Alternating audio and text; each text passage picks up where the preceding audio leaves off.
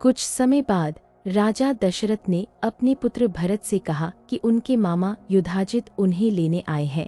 दशरथ की बात सुनकर भरत ने शत्रुघ्न के साथ अपने मामा के घर जाने का निश्चय किया। वे सभी से अनुमति लेकर युधाजित के साथ केकई देश चले गए। भरत के चले जाने पर महाबली श्रीराम और लक्ष्मण उन दिनों अपने देवोपम पिता की सेवा पूजा में संलग्न रहने लगे। पिता की आज्ञा शिरोधार्य करके वे नगरवासियों के सब काम देखने तथा उनके समस्त प्रिय तथा हितकर कार्य करने लगे। वे अपने को बड़े संयम में रखते थे और समय समय पर माताओं के लिए उनके आवश्यक कार्य पूर्ण करके गुरुजनों के भारी से भारी कार्यों को भी सिद्ध करने का ध्यान रखते थे। उनके इस व्यवहार से राजा दशरथ वेदवेत्ता ब्राह्मण तथा वैश्य वर्ग बड़े प्रसन्न रहते थे। श्रीराम के उत्तम शील और सद्व्यवहार से उस राज्य के भीतर निवास करने वाले सभी मनुष्य बहुत संतुष्ट रहते थे। राजा के उन चारों पुत्रों में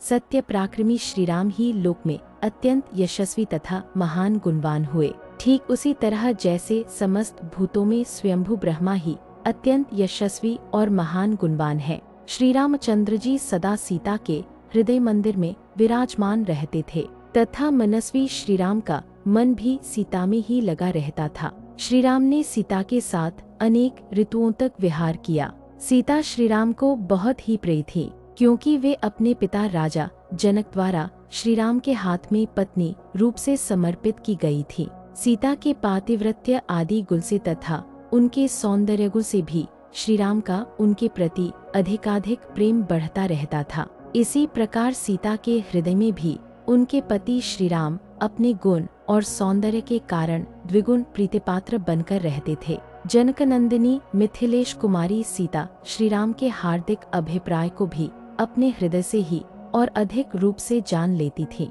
वे रूप में देवांगनाओं के समान थी और मूर्तिमती लक्ष्मी सी प्रतीत होती थी। इस प्रकार श्री वाल्मीकि निर्मित आर्ष रामायण आदि काव्य का बालकांड पूरा हुआ।